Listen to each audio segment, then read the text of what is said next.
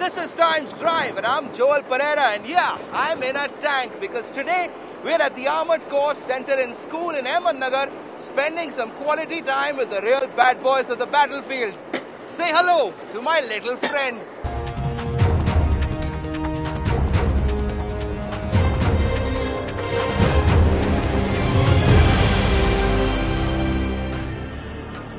Ever since the first tank rumbled over the trenches in the Battle of Somme in World War I, the tank has always been the clenched iron fist of any field army.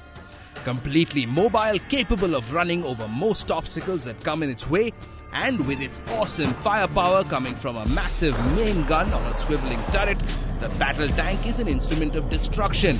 And if you're facing one in a combat situation, an instrument of fear.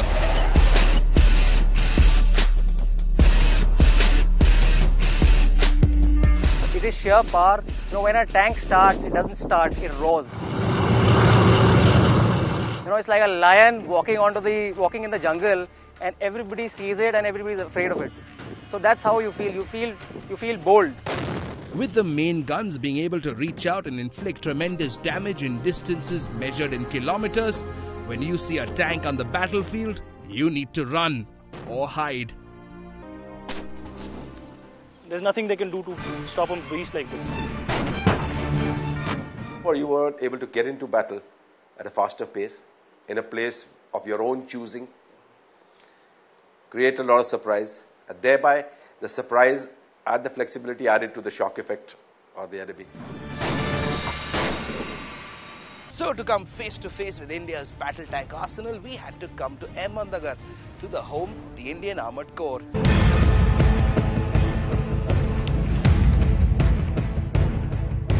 India has a long history of armoured warfare, beginning since before independence. But independent India's first armoured divisions first saw service in 1947. Tanks have played a major role in the defence of the nation ever since, and currently the Indian Army has three main tanks in deployment: the T-72, the T-90 and the indigenously produced Arjun main battle tank.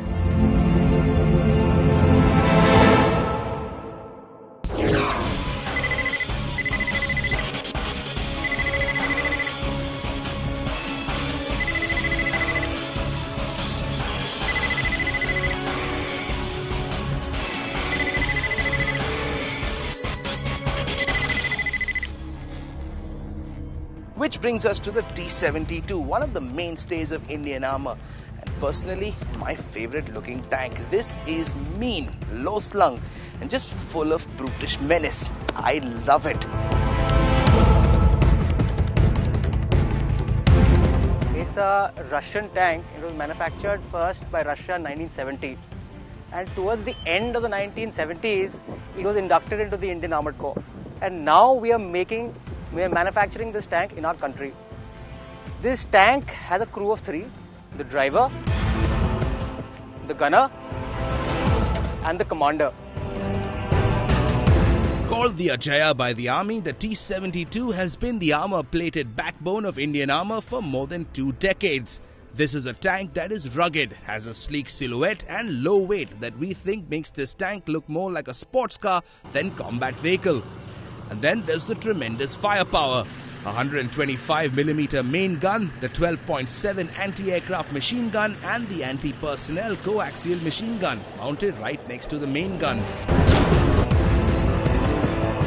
It has a 125mm smoothbore main gun, which is capable of firing ammunition in a direct roll up to 4 kilometers, and when employed in an indirect roll, it fires up to 9600 meters.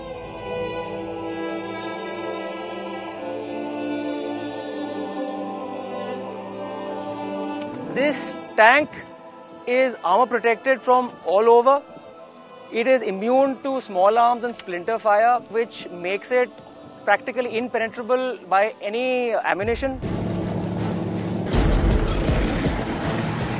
With huge size comes huge power. The Ajaya comes with a massive engine mounted towards the relatively safe rear portion of the tank. The T-72's got a V12 that's putting out close to 840 bhp. It has a supercharged multi-fuel engine which is capable of running on petrol, diesel and K2. And the power to mass ratio of this tank gives it the agility and the maneuverability it needs in today's battlefield. If you're in a desert, this can go up to almost 45-50 kilometers. However, the maximum which it can touch on a flat road is about 65 to 70 kilometers. For the size and the magnitude of this machine, it just sails over any kind of ground. I mean, if you go over broken ground, you won't feel as if you're going into a mud pot or something.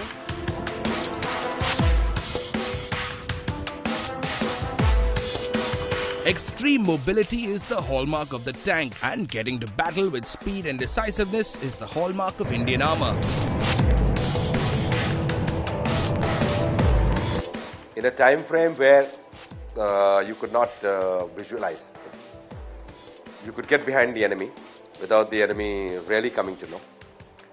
Notwithstanding the fact that a lot of noise and dust does get generated, but then that adds to the surprise factor. And it began back in 1947 itself, during the Indian Army operations in Kashmir at the Battle of Zojila. M5 Stuart tanks were dismantled and flown up to more than 11,000 feet above sea level, an altitude where it was previously thought that tanks could not be operated. When Kashmir was under threat, tanks were dismantled and airlifted into place, and it actually clinched the battle because they appeared at a point where the enemy least expected.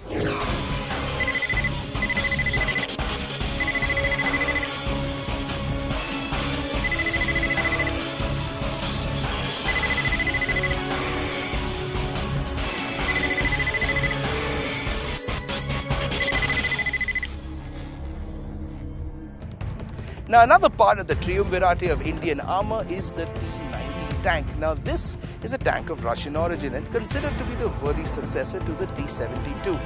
It's bristling with technology and firepower, and really look at it. Is there any way you think you're going to run away from that 125mm cannon?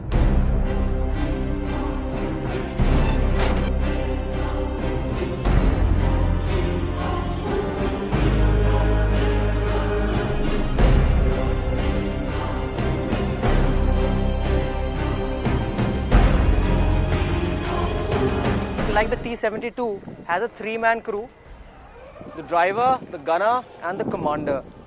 It's again a medium weight tank and weighs about 46.5 tons. This is one of the latest tanks in the world. It's the latest version of the T-series. It was inducted into the Armoured Corps in 2001. Called the Bhishma by the tank men who drive them, introduced by the Indian Army in the early part of the last decade, the T-90 is a terror of the battlefield, moving with tremendous speed towards any enemy.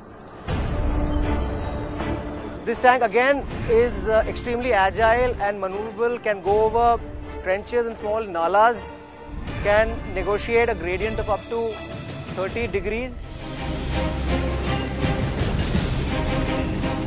This is a state-of-the-art weapons platform with thermal imaging, composite armor and a massive 125mm smoothbore tank gun, a 12.7mm anti-aircraft gun and a coaxial 7.62 anti-personnel machine gun. Now this is the anti-aircraft 12.7mm machine gun which can be operated by the commander while he is sitting inside the cupola.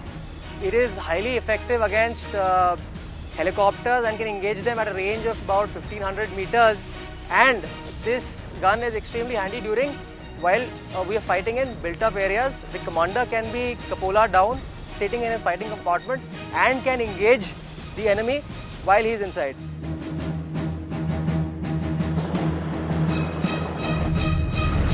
Again, for a tank this huge, you're going to need a massive engine behind it. And that's what the T-90 has, an approximately 1000 bhp 12-cylinder engine that's flex fuel, using either petrol, diesel or even kerosene. It's got the firepower you've seen for yourself. The 125mm gun gives you a range of about 2000 meters of pinpoint accuracy. You know the varied terrain that we have. in our country. I mean, it ranges from jungles to high mountains to deserts. Combat vehicles like tanks, infantry combat vehicles like the BMP, today are employed in all these tanks.